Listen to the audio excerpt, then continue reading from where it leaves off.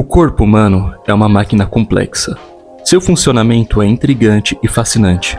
Com o nosso entendimento e tecnologia atuais, somos capazes de transplantar órgãos internos, membros e até mesmo estamos prestes a realizar o primeiro transplante de cabeça em um corpo humano. E dentre essas diversas curiosidades mórbidas, no vídeo de hoje irei abordar a decapitação e uma dúvida que eu acredito que algumas pessoas também tenham. Quanto tempo uma cabeça humana fica consciente após ser separada do corpo? E, por favor, YouTube, não perca a cabeça com esse vídeo.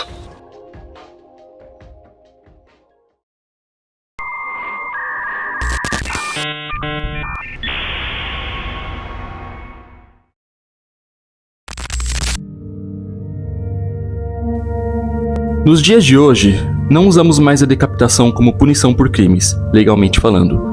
Essa execução não é mais uma prática legal, embora em alguns lugares ainda continua sendo usada, como na Arábia Saudita e também com facções. Até onde sabemos, o ato de separar a cabeça do corpo tem sido realizado desde que o ser humano existe e aprendeu a usar pedras afiadas. Há registros de decapitação no Antigo Egito, Japão e também na época das Cruzadas. Basicamente, em toda a nossa história. Acontece que desde então, as coisas só pioraram. Há registros de decapitação em toda a nossa história, e conforme criávamos armas mais afiadas, mais a execução se popularizava. Antigamente, lá pelo século XVIII, as execuções na França e Inglaterra eram muito comuns. Utilizando-se de machados e espadas, os carrascos tinham uma agenda bem lotada. O uso da arma também dependia da vítima em questão. Se fosse, por exemplo, um pobre miserável ou camponês comum, geralmente era executado com um machado, o que às vezes exigia mais de um golpe, uma desvivência mais sofrida, digamos assim. Enquanto membros do alto poder e da aristocracia eram eliminados com a espada, considerado uma morte mais limpa e rápida, um procedimento menos doloroso, mas claro que muitas vezes tudo isso dependia também da afinidade do carrasco com a vítima. Ou seja, humanos sendo humanos desde sempre. A prática estava tão popular na época que não demorou muito para que inventasse uma ferramenta capaz de facilitar o processo.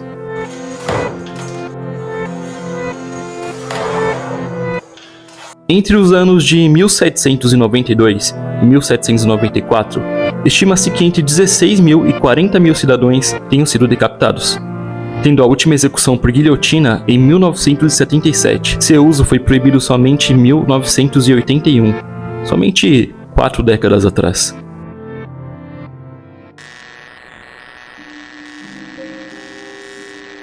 Também conhecido como Miracle Mike, sua história é bem inusitada.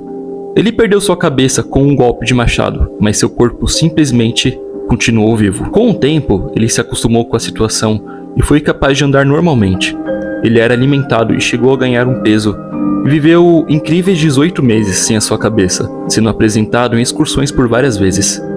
Acontece que Mike era um galo, e o golpe que o atingiu não danificou sua veia jugular, e por sorte, um coágulo impediu que ele sangrasse até a morte, e a maior parte do seu tronco cerebral ficou sem danos, o que permitiu que suas funções básicas continuassem em perfeito estado. Após Mike, inúmeras tentativas de simular outro caso como esse foram realizados, mas sem sucesso algum. As aves sobreviviam por no máximo 11 horas. E, ainda sobre animais, há relatos também de uma cobra que supostamente havia atacado um chefe chinês 20 minutos após sua decapitação. Apesar de aparente sobrevivência do corpo, agora estamos falando sobre consciência. Afinal, quanto tempo uma cabeça humana pode realmente permanecer consciente após a separação do corpo?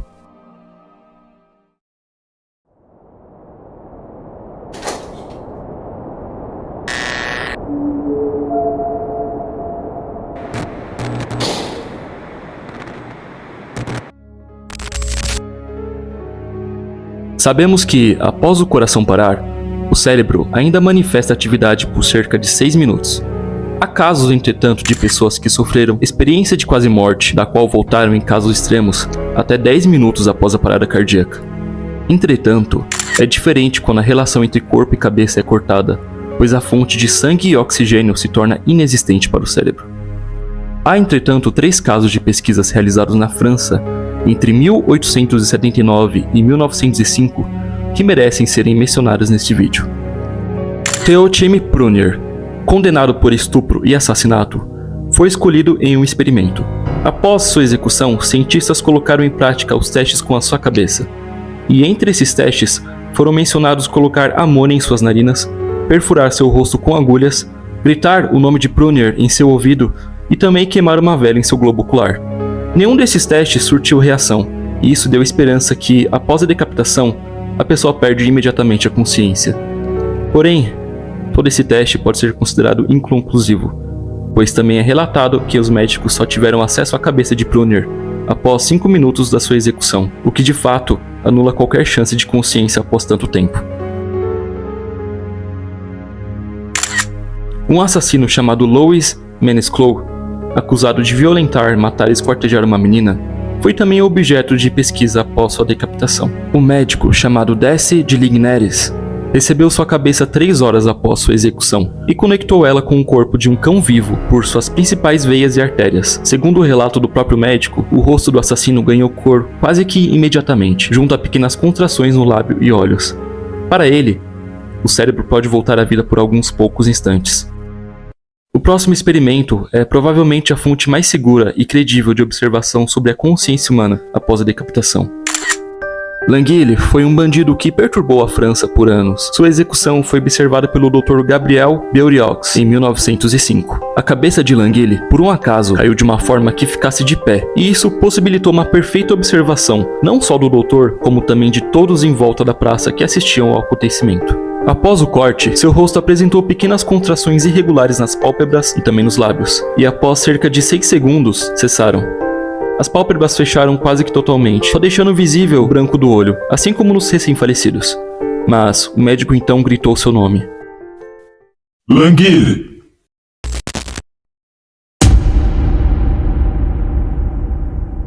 Suas pálpebras se abriram, não como contrações, mas como se enxerga em qualquer pessoa viva acordada e também ciente de seus pensamentos.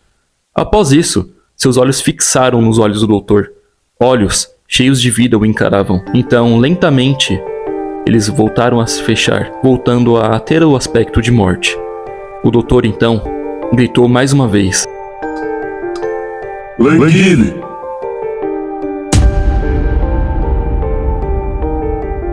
E mais uma vez, os olhos cheios de vida se abriram e encararam o doutor com ainda mais profundidade do que na primeira vez. E novamente, lentamente, os olhos voltaram a se fechar. Desta vez, parcialmente. O doutor então tentou uma terceira chamada ao seu nome, mas dessa vez não houve reação alguma. Aquele era o fim definitivo de Languille. É com precisão que o doutor afirma que todo o processo durou de 25 a 30 segundos.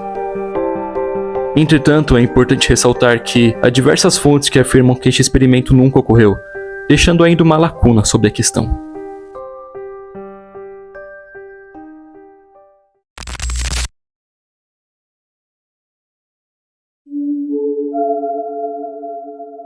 Anthony Joseph Wiertz era um pintor belga do século XIX.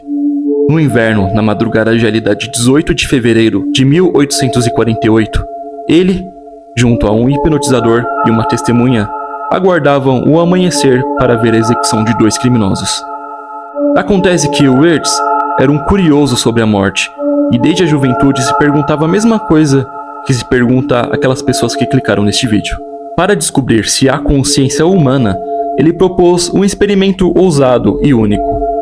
O hipnotizador iria, digamos assim, linkar ou magnetizar sua mente com a mente de um dos criminosos. Assim, em tese, ele teria toda a experiência do executado, mas sem nenhum dano físico. É importante ressaltar também que daqui para frente, toda essa experiência é tida apenas como especulação. Não há como comprovar se o artista realmente sentiu o mesmo que o criminoso ou se simplesmente sua mente manifestou todo aquele relato.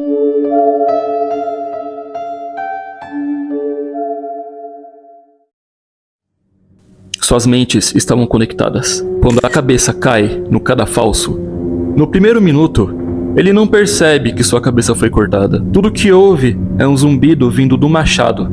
Para ele, foi atingido por um raio e não pelo machado da guilhotina. Ele não faz ideia que sua cabeça foi separada do corpo e ainda espera pelo golpe que irá executá-lo. Então vem uma terrível asfixia. como se mãos invisíveis estivessem o prendendo, e tudo se torna vermelho e brilhante. No segundo minuto, tudo gira. Sua cabeça e imaginação está em chamas, e com a mesma intenção de colocar a mão sobre o ferimento aberto que todos temos, o corpo quer colocar a cabeça de volta ao tronco, porém sem movimento. É dito que o mesmo coração que bate no corpo também bate no cérebro. E então começa o inferno moral, com diversos pensamentos vindo de sua vida. Ao terceiro minuto, ainda não está morto. Sente diversas agonias, como se visse quando seria enterrado e sofrendo todos os cortes da autópsia. Então, finalmente, após muito sofrimento, vem uma luz, trazendo calmaria, e por fim, o escuro e o nada. A consciência se desfaz, o homem finalmente está morto.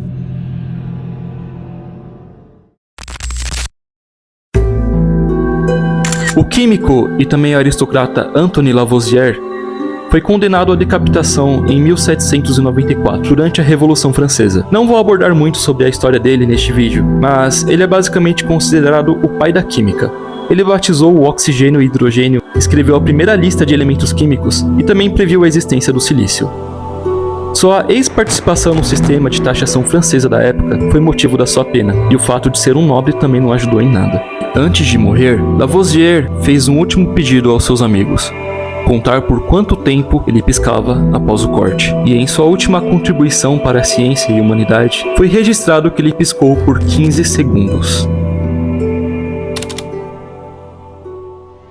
De fato, há muitos outros relatos e alguns registros sobre o assunto, como de reis e rainhas que foram decapitados e exibiram sinais de raiva e vermelhidão no rosto após sua morte. Mas não há exatamente um consenso geral sobre quanto tempo exatamente a consciência permanece após o corte. O que podemos notar, entretanto, é que provavelmente há sim alguns poucos segundos de consciência, dificilmente ultrapassando os 30 segundos, e que provavelmente é uma experiência bem dolorosa, ainda mais dependendo da habilidade do carrasco em sua profissão.